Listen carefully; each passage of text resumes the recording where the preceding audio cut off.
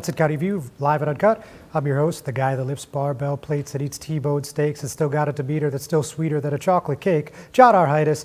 And man, the past week has been probably one of the busiest weeks of the past decade I've been covering Hudson County. There's just so much to sink our teeth into, as our loyal viewers and readers know. So let's just jump right in.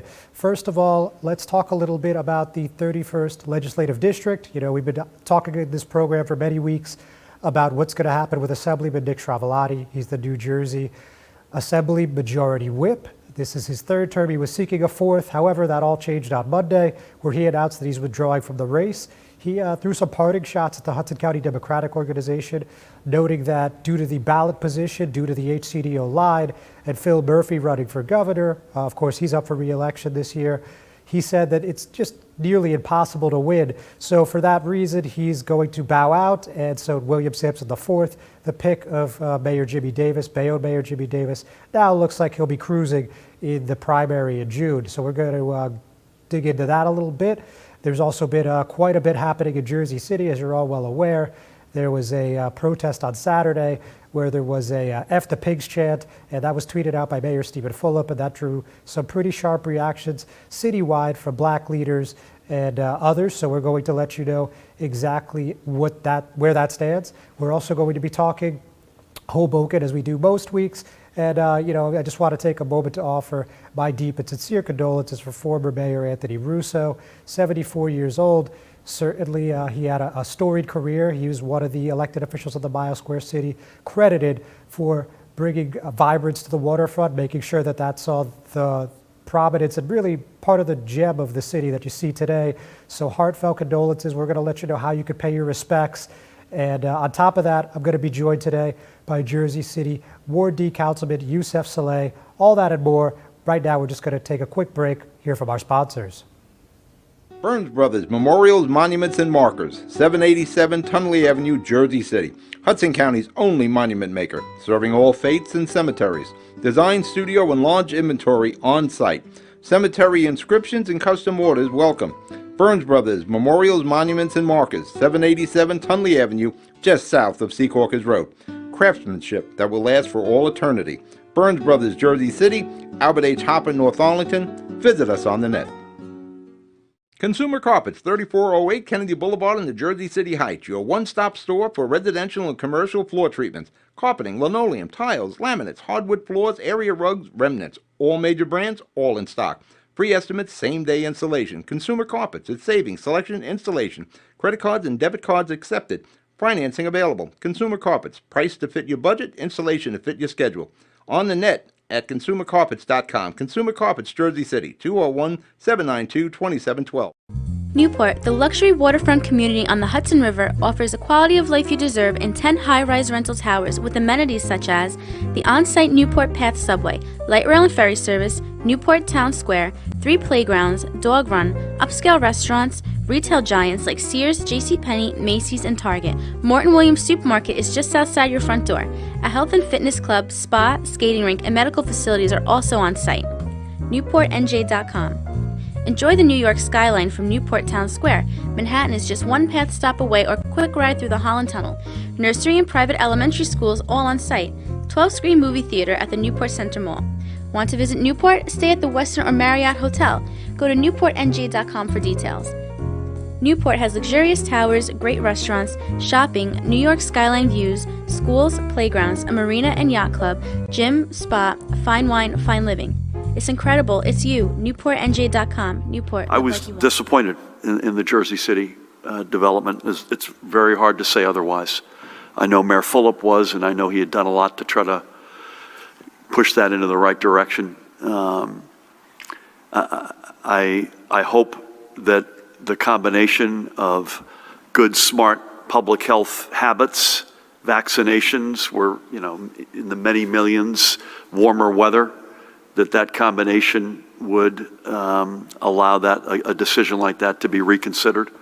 I know for sure, as I've said this, we're back in business in September, Monday through Friday, for educators, kids, everybody in as close to a normal school year as possible. What happens between now and then, I think it's to be determined. And I do want to say this, in fairness to everybody involved. I was on with a bunch of educators yesterday, and I call them regularly, just sort of up and down the state.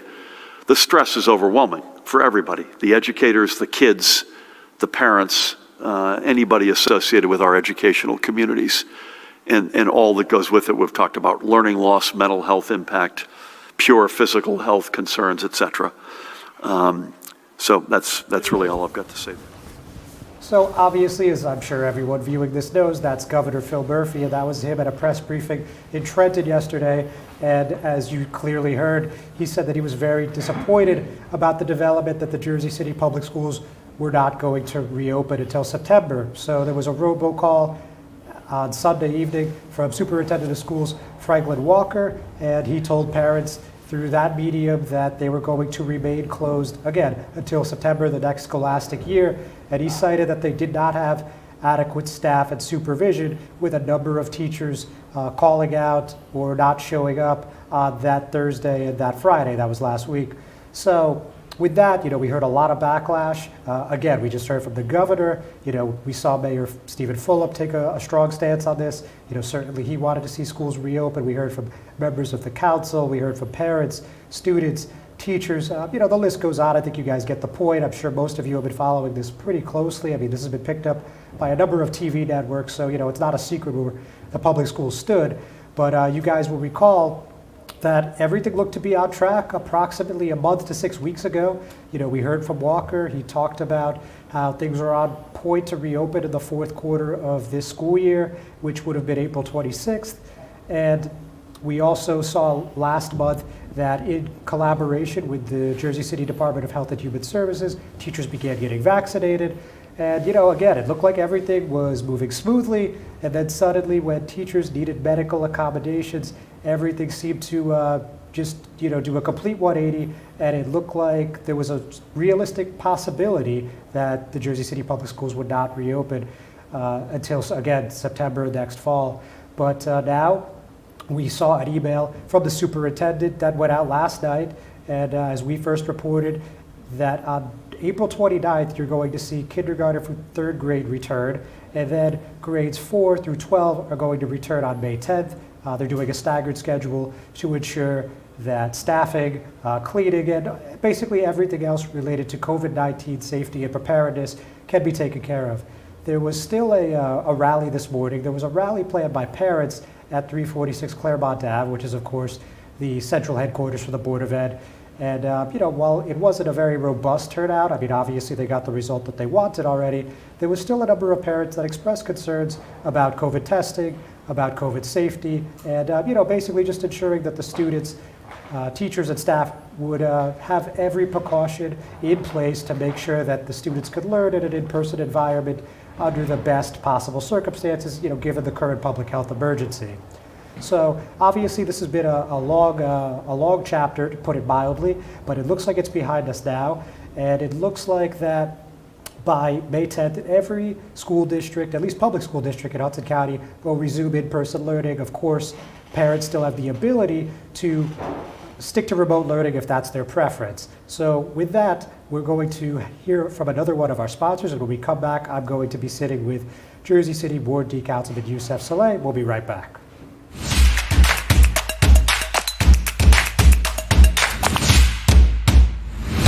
Cutting-edge surgical care is right here in Secaucus. Robotic surgery is safer.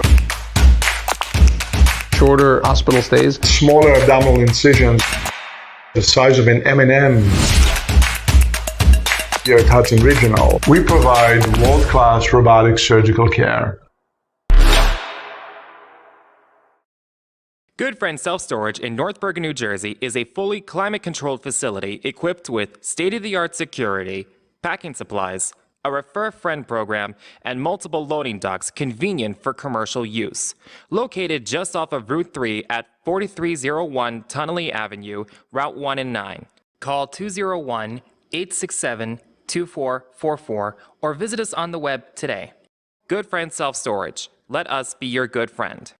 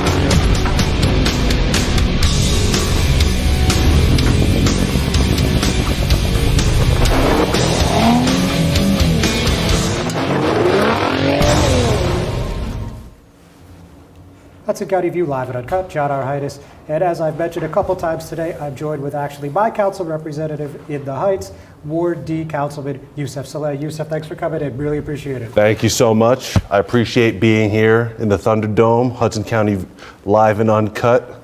Thank you, John Highness, and it's an honor. You're very welcome, and maybe we'll do some Thunderdome stuff later.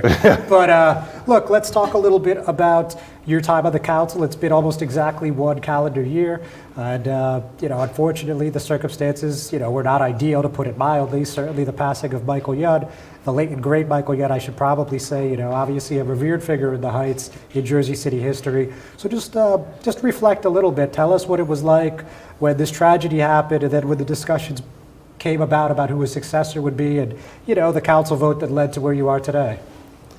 I think my story is probably the unlikeliest of stories, and I never even expected that I'd become the council person.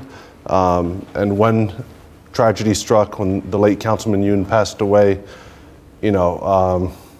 everyone was shocked. I was busy playing my Nintendo Switch at home. I really, and I had a coworker pass away at the same day, and I really didn't want anything to do with anything. Just, the virus, we were still trying to understand what was happening with the world. We didn't really have information. We just knew there was a pandemic. And I put my name in last minute. I didn't expect that I would even get considered. But, I'm thankful that the city council considered my appointment, and that Mayor Fulop and the council president, Joyce Waterman, also endorsed me as well. And from the moment that I became council person, we've been hitting the ground running, and it's been baptism by fire, essentially. Out of all the circumstances you'd ever want to be council person in, I think these would probably rank not very high up there. But if you want to be a leader, you need to be able to lead in the difficult times as much as you want to lead in the good times. Yeah, listen, obviously, again, the circumstances were far from ideal, but just tell us, first of all, before we get into what you've been able to accomplish or not in the past year, let's just briefly talk about, I know you've made it a part of your initiatives to make sure that the Young family gets recognized, not just by this council or the next council, but really for all future generations of Jersey City. So I know Councilman Baggiano also wanted to do that, and I know you guys were talking about maybe the caucus room, and that didn't work out. So could you just tell me where that sits and what you think the next steps may be? I vowed when I was appointed that we would essentially honor Michael Yoon's legacy and that we would remember it appropriately. And currently, as where it sits right now, we are considering renaming the council dais where we sit, the Councilman Michael Yoon Memorial Dais, and we want to see if the family would approve of that. Obviously, everything has to go through the family. There's a few other ideas that we've presented to them as well, so once they have the full array, we will let them decide. All right, very good. So, like I said, let's talk a little bit about the legislative work. You've seen quite a bit in the past year. We saw, the inclusionary zoning ordinance. We've seen calls to defund the police when you guys voted on the budget. We've seen all these contracts related to the COVID-19 and the public health emergency. When we're talking about what you've accomplished and what you've been able to perhaps introduce and be a part of on the council, what are some things that stick out in your mind, and what are some things that you think you would have liked to see go differently? I think saving lives and livelihoods, that was the first priority for me when I got on the council. Making sure people knew about testing, making sure we expanded the testing sites, making sure we appropriately advertised it. And how did we do that? We work in coordination with Stacey Flanagan, the health director. We've worked in coordination with the employees of the health department and all organs of government in order to ensure that the Heights has quality testing for COVID. And we also worked with the businesses. We canvassed the businesses at least 2 or 3 times, door to door, making sure they were aware of the grant information, whether it's on the local level, state level, federal level. And that also applies to individuals when you're talking about unemployment assistance. Yes, that is a state realm, but we work in coordination with our assemblymen and women and state senators to make sure that people are getting the unemployment assistance that they need, that if they're confused about something, when it comes to how to apply, where to apply, what they qualify for, that I would literally sit and walk them through, the website and say, maybe if you don't apply for this, you should try and apply for that. So the number of issues we have been presented with are, very, very significant, and we try and tackle each one at a time. I have my council aides, Barbara Stamato, and council aide David Cruz, and we literally, those are the first two priorities: health and essentially people's well-being and their livelihoods. And then after that, it's quality of life. Could you just hold that thought, Councilman? We just got to take a quick break to hear a word from our sponsors. We'll be right back. Pinto Properties, Jersey City. Shaping the workplace with state-of-the-art office spaces that address your company desires. Building residences that define your home environment, adjacent to all modes of transportation with on-site parking available. The right address, the right lease. Call 201-521-9000 or visit online at panapintoproperties.com.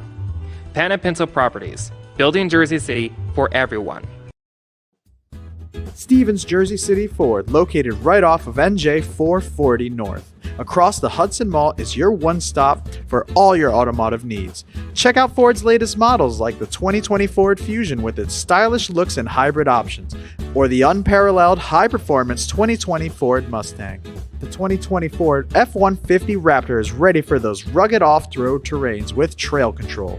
Need a mid-sized truck for your towing and hauling? The 2020 Ford Ranger will deliver. The 2020 Ford Escape is a luxury SUV that was made for comfort and adventure on the go.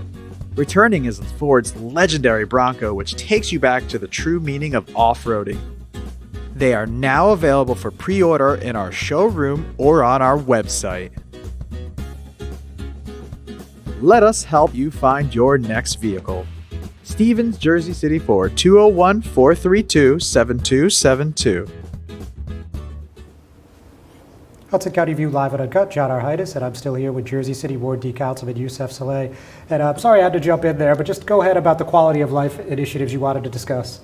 So quality of life, as you can see, we're redoing all of Central Avenue. It's a huge project. There's been a lot of trip and falls across the heights. When you walk down Central Avenue, it's not really like an easy task. So we have decided to do the streetscape project. It's going to beautify Central Avenue. It's going to rejuvenate the businesses. And then if you talk about cleanliness, right, it's been a huge issue. So we've partnered with local groups, Clean Green Jersey City. We've also partnered with the World of Light Church in the Heights, and we've partnered with other organizations and groups, and we've probably had about 15 to 20 weeks of community cleanups every weekend. We are consistently going at it. We bought our own resources, like the trash pickers, the claws. We bought our own resources to collect the trash, so it's just for Ward D. We've partnered with the businesses as well. We've given out gift certificates to the local eateries in the neighborhood, so it spurs economic activity, and it also incentivizes people to come out to these cleanups. And I've seen a lot of people come out. Like, we've had as many as 60 to 80 come out in one day. Last weekend we had 30 from the church, and I believe about 30 or 40 from Clean Green Jersey City. So it's been a tremendous effort. I really, this is the opportunity that I have. I was born and raised in Jersey City, and I just feel like we need to make it clean, we need to make it healthy, we need to make the neighborhood better. Yeah, certainly I've seen some of that, and you guys have no doubt been quite consistent. So with that said, Councilman, we saw on Saturday, and this isn't a height-specific issue, but I still wanted to get your take. There was a rally, and it was a rally that was called a Black Power rally specifically, and we heard chants there of F the pigs, of course, basically coming out against, obviously, really, the Jersey City Police Department. So I know during your election bid last year, you were pretty adamant you didn't want to defund the police.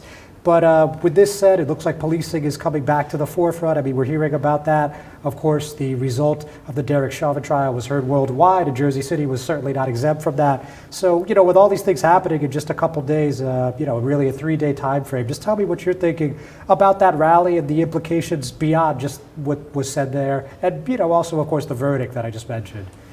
I think, I don't want to wade too much into any divisive rhetoric, whether it's with city officials, whether it's different groups. I like to see myself as a bridge builder. If there's frustration, I understand it. There have been long-standing issues that have been bubbling under the surface that haven't been addressed for decades, if not centuries, that need to be addressed. Whether it's income inequality among black and brown minorities, the policing and how it adversely and significantly impacts black and brown minorities. And, with regards to the Jersey City police system, I am on the ad hoc police review committee, so I'm in favor of accountability. I'm in favor of transparency. I believe the vast majority of the Jersey City police are doing a good job, and that we as a community can address the needs of the black and brown communities. As you know, I'm Muslim, right?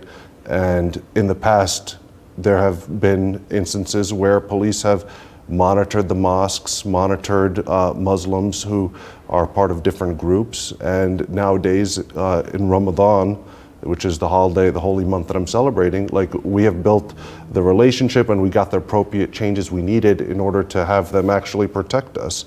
So you see the Asian community right now is under assault by bigots and the copycats, and we need to make sure they're protected. The police have a place in our society. We need to make sure nationwide and locally that they aren't targeting black and brown people, and that it doesn't adversely impact their communities and create a school to prison pipeline, that doesn't create a scarlet letter for them when they go into a job and they got busted on a gram of weed. And that's stuff that is being addressed on the state level as well. Thank you, Councilman. So before you go, I just wanted to get your take on the nitty-gritty politics. Let's get specifically back to the Heights. So as you know, there are some challenges in the Democratic County Committee races, and quite a few seats in the Heights are being contested. And also, you're not running unopposed in November, which I think we all expected. But just tell me about this progressive challengers, including your upcoming opponent, and how you feel how this will impact the Heights between June and November here. I would say, I am a progressive as well. And I'm old enough to know that Mayor Fulop was the progressive choice when he was running against the machine. And there's so much that we fought for, so much that we're trying to build. I know that, Mayor Fulop and the city council and any city department isn't perfect, but we can work together. And that's what I reach out to the progressives out there. We can work together to accomplish these goals. And it's relationship building, it's sitting down, having a civil discussion about what we can do, what we can't do, what may take time. Policy is iterative, right? You have to start the foundation and continue to build and build and build. It's not a light switch. When it comes to progressive challengers, I anticipate and I welcome the challenge, on the issues. I believe that the city has put together a diverse group of people, and they're progressive as well, and we can put that to the test. The system does need changing, and we will change the system, but we have to sit down together and do it, and it's not going to happen by attacking people. We can't attack each other. So I extend my arm to everyone out there. I am willing, able to listen to anyone. Thank you, Councilman. Really appreciate you coming on. Ladies and gentlemen, thanks for watching. We're going to take another break from our sponsors. We'll be right back. Hudson Regional Hospital, we promise to be prepared for your emergency. We promise to provide world-class robotic surgical care. We promise to treat you like family. To provide accurate diagnostic care. To provide the most innovative orthopedic care at your doorsteps. We promise to treat your baby like our own. To never stop investing in the best of spinal care. To be with you every step of the way. Here at Hudson Regional Hospital, we promise to take care of our community. A brand new truck isn't just a brand new truck. when it's tough enough to have best-in-class available payload and smart enough to know that a cab can also be an office. A truck equipped with best-in-class available towing that asks, why can't all that power more than just this truck? No, your brand new truck isn't just a brand new truck when it's the all-new F-150. Tough this smart can only be called F-150.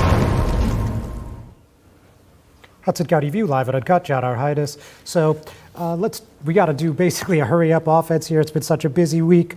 But first of all, let's talk about something that was pretty unusual in the Heights. And this actually had nothing to do with politics or policy, but just by some unbelievable set of circumstances, one of the food marts attached to a gas station on Patterson Plank Road actually saw a vehicle go straight through one of the windows of the convenience store. Luckily, there were no major injuries. And I'm just going to briefly tell you what Hudson County Sheriff Frank Shalary said about this incident. So yesterday, well, at the time, it was yesterday. This was actually on Tuesday morning at approximately 8:14 a.m. Two motor vehicles collided at the intersection of Patterson Plank Road and New York Ave. You can see some of the footage behind me there. And the first vehicle was driven by Jennifer Kochlowski, and she was traveling eastbound on Patterson Plank Road. The second vehicle was driven by Ellen Antzak, and she was driving westbound on Patterson Plank Road and was struck by the first vehicle. And as a result of the crash, Antzak lost control of her vehicle and collided with the Seventh Heaven corner store. So we could get into more, but yeah, quite a unusual scene. I mean, I can honestly say I've never seen anything like that, especially so close to home. But fortunately, again, there was no major injury. So with that said, I did also make mention at the top of this program that we wanted to make sure you knew how to pay your respects to former Hoboken Mayor Anthony Russo. So they're going to have a viewing on Friday, and let me just pull that up here. So that's between 2 and 8, and then there's going to be a funeral on Saturday. And let's just look a little bit about his career before I give you the particulars. He was elected in '93, re-elected in '97, and he sought a third term in 2001, but was bested by then Councilman Dave Roberts. He was diagnosed with brain cancer in 2000. And while the surgery to remove tumor was successful, he was again diagnosed with cancer in 2001 and 2003. And as I said at the top of the program, he was been credited for bringing the waterfront up to look like it does today. And he's survived by his 3 sons. That's Councilman Mike Russo, Hoboken Police Officer Nick Russo, who's retired, and Police Sergeant Anthony Russo Jr. So again, if you'd like to pay your respects, there is going to be a visitation from 2 to 8 p.m. at Fala Memorial Home, 533 Willow Ave, and that's on Friday, tomorrow. And then on Saturday, there will be a funeral mass at St. Francis Church in Hoboken at 9:30 a.m. And I know we had a lot more to get through, but unfortunately, you're just going to have to check out HudsonCountyView.com. We're already out of time. Thanks so much. I'll see you next week.